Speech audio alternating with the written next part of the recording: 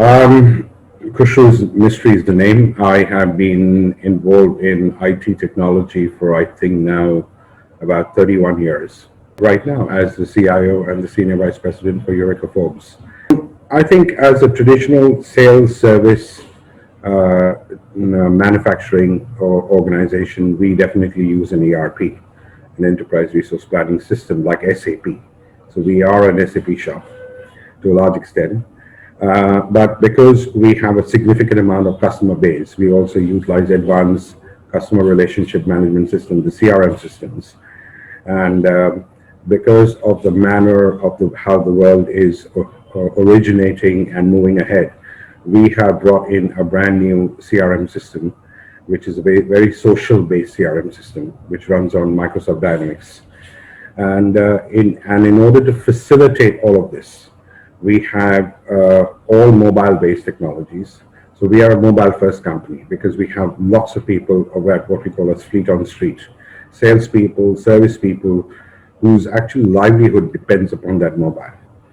And almost everybody has a smartphone. So we have developed our technologies based on the smartphone technology.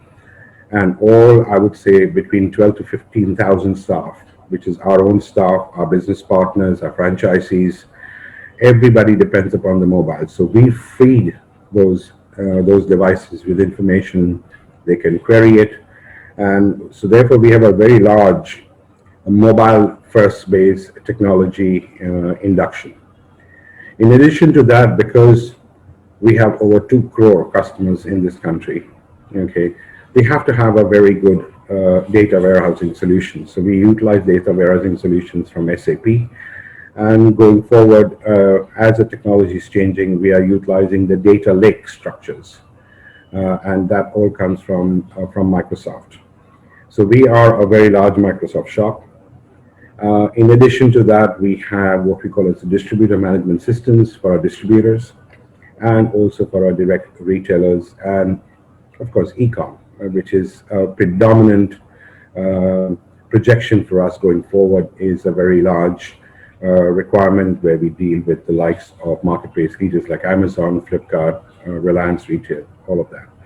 So our technology base is extremely widespread, extremely mobile first technology, and I think that has helped us out tremendously during a pandemic situation. The digital transformation was started by us in 2018. Okay, we had a very on-prem legacy-based systems.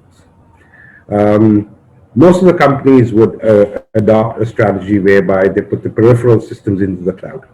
But we made a decision to put our main core tier 1 systems, which is SAP, straight into the cloud based on a very risk-based project management association. I think from that time when we have gone into the cloud in 2018, we have seen a significant usage patterns which have increased tremendously. And I think that was one of the main digital transformations which we have adopted. So a cloud-based technology I would say, in my perspective, has been the crux of our success. So all the traditional problems which we would have on an on-prem data center have literally overnight disappeared. So being a sales organization, most 70% of our sales happens in the last 2 weeks of a month. So in effect, we were able to scale up, scale down, drag and drop the information and technology which we were able to utilize. Our return on investments became much better. And I think our customer service itself improved by a significant portion because that's what we measure. Ultimately, the technology is how we service our customer and provide them a customer experience. The success of all of this has been 2 parts, because information technology looks after 2 customer bases. One is internal and one is our external customer base. For the internal customer base, I think, as you rightly said, communication technology was the key, because you have to be very outwardly focused, highly communicative, but internally highly adaptive to the utilization.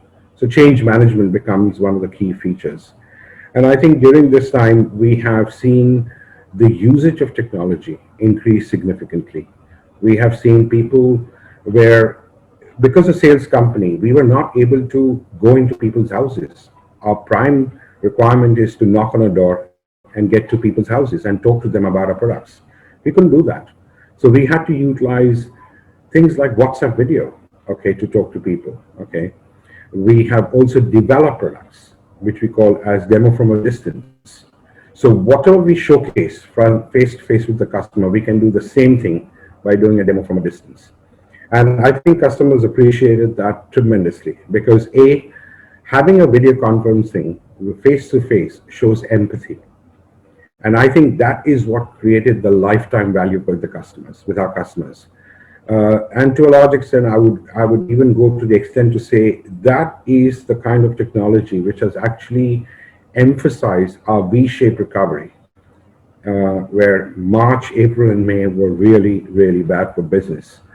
But we have done a V-shaped recovery. And I think digital intervention, digital nudges, okay, bringing in simple technology, which our people could understand, utilize, not from a perspective of having a laptop or a desktop in the home, but on their mobiles, which actually brought in the emphasis, the vigor, the focus to say, this is a simple technology, utilize it, and you will still be able to do business just like the way you're doing it before. I think another interesting use cases is what we utilize simple technology like a QR code. People going into a retail shop are scared in today's day and age.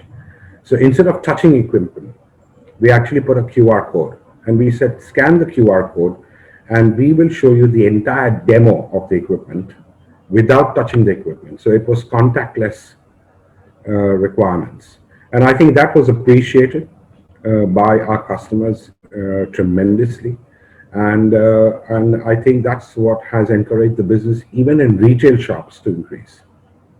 So that's how we utilize technology. And the success, I would say, can be measured internally by adoption, by the return on investments on some of the technologies which we have adopted. Externally, I would say, because of the pandemic situation, we have, for example, rolled out what we call as the Eureka Forbes customer app, whereby people can communicate with us, okay, to raise the service requests, to make sure that they get the annual maintenance contracts done, digital payments sections and everything has been done. So our contactless intervention has proved very successful with the customers. I think from the time we launched that app in May, we have over 5 lakh downloads till date.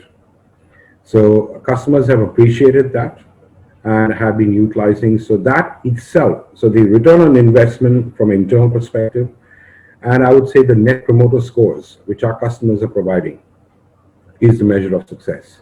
Because ultimately, if we give a better experience to our customers, that's where we are creating a lifetime value for our customers. So the IT team, which I would say are structured within Eureka Forbes, has been on a proposition called Run, Grow, and Transform. So the IT team is not a very large team, okay? Having an infrastructure of Eureka Forbes, the extent and breadth of the country, we have almost covered 99 out, 100% of the PIN codes within the country throughout the length and breadth of the country. The IT team is only about a 17-man team, whereby we have split up the teams between Run Eureka Forbes and Grow Eureka Forbes, or Transform Eureka Forbes. And I think that has helped us heavily, because that's the only way, having a lean team. So we utilize core functional people who have core functional expertise in IT and business inside your organization. And we utilize a lot of external third-party outsourcing vendors, whom I don't like to call them vendors, I would like to call them business partners. And I think that has helped us tremendously in order to grow. We utilize these business partners to ensure that we look at their core expertise and bring in the core expertise when it's required. So it's more on a contractual base, on a project basis, or I would say on retainerships, so that we can deal with them and utilize their core expertise to do that. But the more important thing within the IT department is that how do you deal with the business? And therefore, I have a team of people within my entire structure who are the business IT relationship managers. So, for example, for the direct line business, which is the feet on street, the CEOs of the division deal directly with my business relation team. So does the retail division, so does the service division, the supply chain division. So we have relationship managers who translate business speak into IT speak and IT speak into business speak. And that has created a bond between the business and IT, which has been highly appreciated because effectively our IT people sit in business meetings and treat their needs and communicate that to IT. Okay, so the core IT experts who sometimes only speak IT speak or geek speak are able to understand and translate that into well-versed products, which are simple to utilize, adaptable, and highly effective when it gets rolled out into the field. Because the collaboration between the business and IT, so IT is it's like a business partner. Even today, IT has a seat on as a representative on the board. So the level of interaction is not only at the business level, it's also at the board level. And this has worked out very well for us. AI and artificial intelligence and machine learning is part of our analytics chain of events which are happening for Eureka Forbes. One of the things the pandemic has actually illustrated and highlighted is do not sell using emotions. Having a data-driven understanding of the entire ecosystem. So over the last 2 years, we have been looking at our own data because we have tremendous amount of data, 2 crores of customers, and we collect the data. Of course, we manage the data in such a way that is highly secured, but utilizing this data, we are now able to consolidate that, utilize the effectiveness of it, and we intend to utilize more and more and as we go into the predictive modeling. So for example, what situations have been for a customer to take an annual maintenance contract? Okay, who are the customers who are going to be much more oriented towards taking the next maintenance contract? So I think that is the way we're utilizing artificial intelligence and machine learning. That's one part of it, which is on what we call as a data lake environment. IoT, we have just started the journey because how do you utilize IoT for a customer base? Okay, of course, our new products can become IoT enabled, but what is a secure way of doing it? Because IoT has its own security issues. So we are concentrating on that, and we're working with vendors right now, utilizing a new concept, new protocol, which is called narrowband IoT, in order to understand how connectivity can be better. Because one of the things in India is having a house which is Wi-Fi, the place which is not that good at Wi-Fi or any kind of signals is the kitchen, where most of the appliances go. So how can we utilize technology in order to make your kitchen much more, I would say, network friendly? And that's the technology. So if we are able to work that out correctly with the vendors, with our partners, I think our IoT products will be much more efficient. They will indicate how we can utilize in a better way. Manufacturing has definitely has seen, I would say, quite serious days, because manufacturing, we cannot manufacture our products utilizing robotic technology. All right, they have to have certain very key components which have to go in, and it has to be mass driven. People, what we have done is basically protect the people.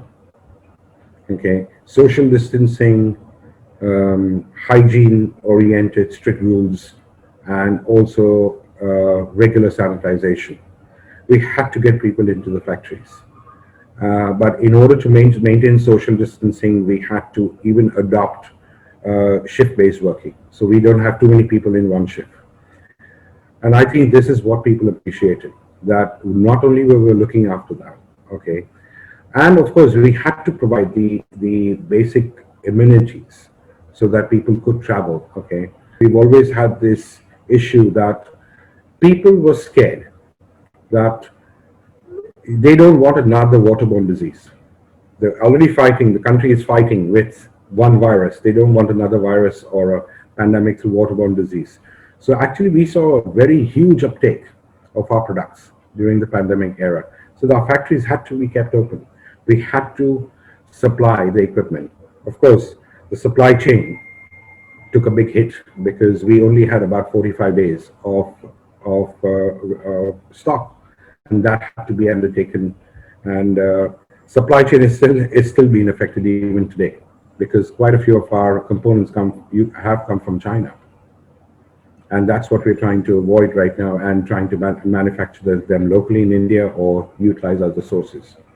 As a CIO, I think the first thing is communication is the key. Okay, there's nothing which will have a bigger impact than communication. Okay, leading change management. Okay, when you introduce technology, a technology is only successful if people start utilizing it, and therefore communication and change management is key. So I don't think so it's about utilizing advanced technologies to bring in and assume that people are just going to start utilizing it. It's a change management which has actually worked for us, because that's where I, as a CIO, concentrated upon. Making sure that the changes which were brought in were small enough for people to be able to adapt, and then fast enough for people to consume and push out into the market. So simple technology, what I call a simple technology nudges, has helped bring it in. And of course, the emphasis on collaboration. Okay, that's what I believe that throughout this pandemic and the post-COVID era, the people who were digitally challenged to a certain extent, who were digitally, I would say, not very good at it, have all of a sudden overnight become digital natives. And I think that's the success which I would portray towards, that people have adapted and adopted technology, which at one time we could not believe that people would do that. And by having them to nurture it, train them, okay, has made it very sure that they have gone through that curve. The other most important thing which I would say as a CIO, which I have done, is lead webinars on cybersecurity. Cybersecurity is a concern which very few people understand. Specifically, people who are sales-oriented, marketing-oriented. Cybersecurity is not very well understood so people read about all of these things which have happened to other companies until it happens to you. And that's what we have done. We have emphasized on that heavily. And I think that is what has made the company more agile, more adaptable. One of my, I would say, mentors told me many, many years ago that the Almighty has made a human being with 2 ears and 1 mouth. Listen well, speak once. And person who understands that I need to listen to people more. Okay, and you listen to your internal staff, you listen to your peers, you listen to your managers and your leadership team. You listen to your customers, what they have to say. Okay, and when you provide guidance, okay, provide it based on what you have listened. I think that is what I've utilized throughout my years of being at senior leadership positions. This is the only thing which actually emphasizes, I would say, a leader and you have to deal with it with vigor, with passion, but with empathy. I do believe that people have changed, because you're not providing a core hard decision, you're providing guidance. Okay, and that is what people appreciate.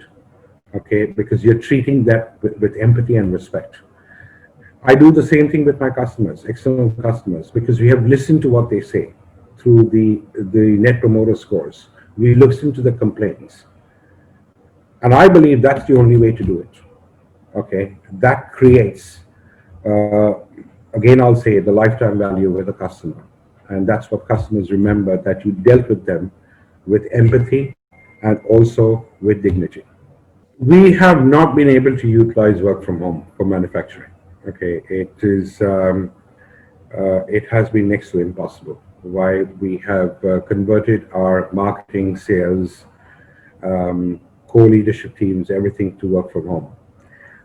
We have not been able to convert manufacturing because manufacturing requires hands, legs, and feet, okay, in order to be on the production line.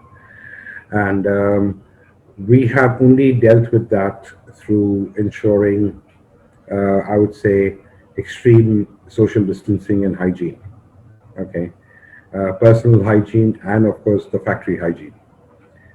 So our number of cases within our factories has been very less because we have ensured transportation for them. We have ensured extremely, I would say, the hygienic food for them. Okay. Social distancing is even followed when they have to go into bathrooms. So we have been extremely cautious about this thing, and the amount of cases which we've had because of a factory environment has been very limited. But whenever we have found a situation, we've actually shut the factory down, sanitize it, and then brought it. So work from home could not be done from factories. It was very difficult. It was not possible. Supply chain has definitely got impacted, and I don't think so. And continues to be. It's better today, but it's still disrupted. Um, India has taken a stance with China, okay, because a lot of products of our I would say, our spare parts come from China. We have expanded our search across the country and across the world in order to get certain spare parts which are not actually manufactured in this country. But I think what we've also done is review whether we can start manufacturing those particular products in India to be like make in India sort of thing. And I think that is helping us out. But supply chain will remain disrupted, in my opinion, at least until India is able to come up to certain spare parts which have to be manufactured out here. Uh, but that's going to take time. So we are managing it through our distributors, through our partners, okay, identification of products which are similar to what we get from China. And I think that's how we are managing. And I think every industry who has been relevant on China has been doing it for quite some time. So I don't think so it's going to be an issue about today or tomorrow. It's going to take time for the supply chains to come back to normal. Blockchain, I don't think so we will utilize, okay, at this moment. But I would definitely like to talk about AR and VR. Um, we have come up with a product called Demo from a Distance. Is that we utilize technology and we collaborate with our end customers to showcase the demo of a product, contactless, demo from a distance.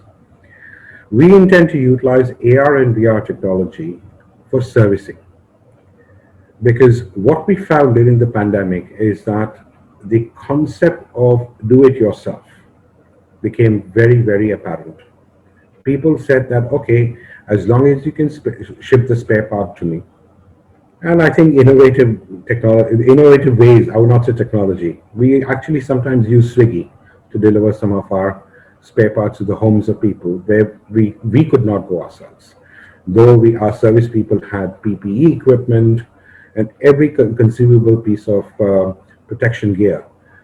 And the customer was able to do it themselves. We have actually started looking at that if we can communicate with the customer on video conferencing, why don't we utilize AR and VR? Okay. And whoever is the customer who would like to do it themselves, we can actually lead them and showcase them how to utilize the technology. And it's simple.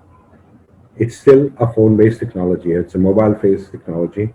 Plus, the country is moving towards what we call as a gig worker implementation. That means people who are, for example, who are delivering food in the morning could become our technicians in the evening. That's the gig workers. How do you train them? how do you say that you are able to, you've seen the equipment, we have trained you initially, but when you get to a customer place and you're not able to do it, then you should be able to utilize this technology in order to showcase it to you. What are the probable areas of problems in that, and how do you resolve it? AR, VR technology is going to help us do that. And that's what we're trialing. We should be able to bring that out in the next financial year.